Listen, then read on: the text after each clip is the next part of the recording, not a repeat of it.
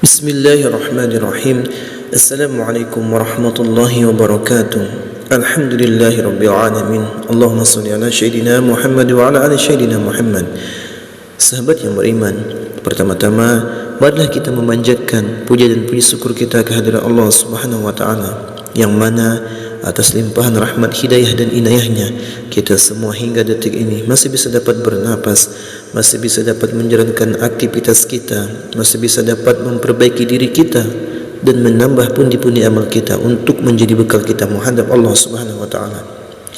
Kemudian selawat beriringkan salam selalu kita sampaikan kepada junjungan kita Nabi besar kita Muhammadin sallallahu alaihi wasallam. Sahabat yang beriman, dalam kesempatan ini kita akan mengulas tentang rahasia seseorang bangun di sepertiga malam. Seorang yang suka atau sering terbangun di waktu pukul pagi adalah suatu kebetulan, ataukah bukan orang yang bangun tidur di jam 2 hingga jam 3 pagi memiliki hal-hal lain yang luar biasa yang ada di luar dirinya? Ternyata orang-orang yang suka bangun pagi jam 2 sampai jam 3 pagi, di mana ternyata mereka bukanlah orang sembarangan, mereka dibangunkan oleh malaikat. Artinya, menurut Islam mereka memiliki suatu keistimewaan. Pernahkah Anda bertanya, mengapa akhir-akhir ini sering terbangun antara jam 2 hingga jam 3 pagi? Tahukah Anda jika hal tersebut sebenarnya mengandung maksud ataupun fenomena spiritual tersembunyi? Di dalam dunia spiritual, jam-jam tersebut dikenal dengan waktu sepertiga malam atau waktu yang sakral, karena pada rentang waktu tersebut energi dari alam semesta sedang berada dalam kondisi puncaknya. Sinyal-sinyal energi alam semesta pada jam-jam tersebut sangat jernih dan tenang karena minim dengan gangguan yang berasal dari energi, aktivitas dan pikiran manusia. Berikut ini adalah beberapa keistimewaan orang yang suka bangun antara jam 2 hingga jam 3 pagi. Yang pertama, kembali dari perjalanan spiritual. Ketika Anda terjaga di antara waktu tersebut, kemudian mampu mengingat semua peristiwa mimpi yang baru Anda alami, maka Anda baru saja kembali dari perjalanan spiritual. Anda mimpi yang dikategorikan sebagai perjalanan spiritual ini sebaiknya tidak diabaikan begitu saja, karena biasanya banyak membawa maksud ataupun petunjuk dari alam semesta. Pada jam 2 hingga jam 3 pagi adalah juga waktu di mana entitas spiritual yang terhubung dengan Anda mencoba menunjukkan eksistensinya, yaitu salah satunya dengan masuk ke dalam bawah sadar melalui mimpi. Entitas spiritual yang terhubung dengan Anda bisa berupa makhluk halus yang menempel khodam, pendamping ataupun korin dari leluhur Anda. Makhluk-makhluk halus ini juga bisa membawa Anda dalam perjalanan spiritual.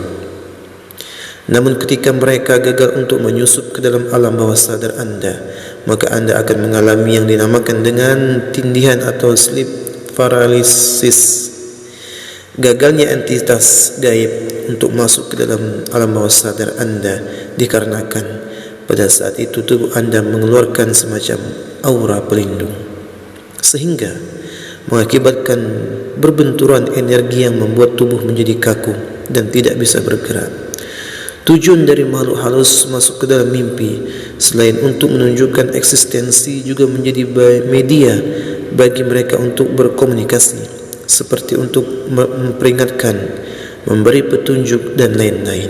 Kemudian yang kedua, diangkat derajatnya oleh Tuhan yang Maha Kuasa. Ketika hidup Anda sedang berada di dalam keterpurukan dan Anda mencari jawaban melalui doa serta ibadah, kemudian pada jam hingga jam 3 pagi Anda sering terbangun dengan sendirinya, maka artinya akan segera datang solusi dari penguasa alam, yaitu Allah Subhanahu wa taala.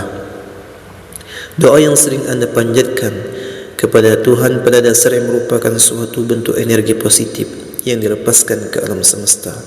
Ketika energi positif tersebut terkumpul kemudian mendapatkan vibrasi serta waktu yang tepat, maka akan kembali lagi kepada Anda.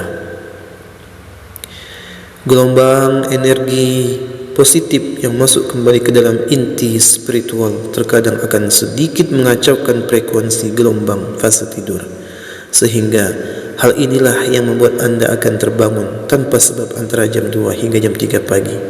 Energi positif yang masuk ke dalam inti spiritual anda akan menjadi suatu bisikan nurani. Bersama dengan saripati alam semesta akan menunjukkan jalan keluar atau solusi dari permasalahan hidup anda. Seseorang yang bisa bangkit dari keterpurukan atau masalahnya, bisa dikatakan orang tersebut telah dinaikkan derajatnya, terutama derajat dalam spiritualnya.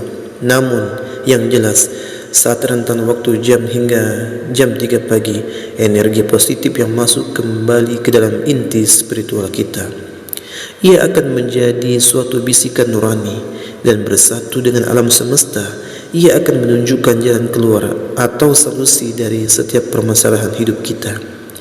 Pada akhirnya, kita akan bisa bangkit dari keterpurukan ataupun dari setiap masalah.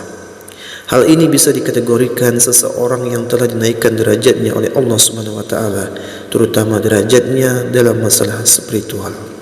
Yang ketiga, memiliki doa yang mudah terkabulkan. Tentunya hal ini berlaku bagi mereka yang terbangun kemudian melanjutkan dengan sembahyang seperti berdoa, tahajud, meditasi ataupun ritual keagamaan lainnya. Kemudian yang berikutnya, ketika anda menjalin komunikasi atau doa dengan Tuhan pada jam hingga jam 3 pagi, maka sinyal-sinyal doa anda akan dapat terpancar dengan lancar dan jernih tanpa ada banyak gangguan seperti pada siang hari. Untaian doa anda akan menyatu dengan hawa murni alam semesta, atau dengan kata lain cepat diterima dan dikabulkan oleh Allah Subhanahu wa taala. Seseorang yang kerap berterikat pada sepertiga malamnya akan sangat berpeluang untuk menemukan nur ilahi di dalam batinnya, sehingga dia akan menjadi orang yang selalu penuh dengan kedamaian dan ketentraman. Jika sudah mencapai pada kondisi seperti ini, maka tidak hanya doanya saja yang akan mudah dikabulkan, akan tetapi juga kata-kata dan ucapannya seringkali akan jitu dan menjadi kenyataan. Kemudian yang keempat, memiliki malaikat pelindung yang aktif. Pada jam-jam tersebut, batas antara dunia manusia dengan dunia spiritual atau gaib sangatlah tipis sekali, sehingga seringkali dipakai oleh para entitas gaib untuk menyeberang ke dunia manusia. Begitu pula dengan para entitas malaikat pelindung, di mana mereka menggunakan waktu sakral ini untuk mencoba mengadakan suatu komunikasi dengan cara memberikan kode atau pertanda kepada manusia yang dilindunginya. Kode dan pertanda malaikat pelindung pada umumnya menampakkan diri berupa angka-angka kembar tertentu. Jadi, ketika anda terbangun di sepertiga malam dan melihat angka kembar pada jam atau layar HP, maka carilah makna yang terkandung dalam angka tersebut.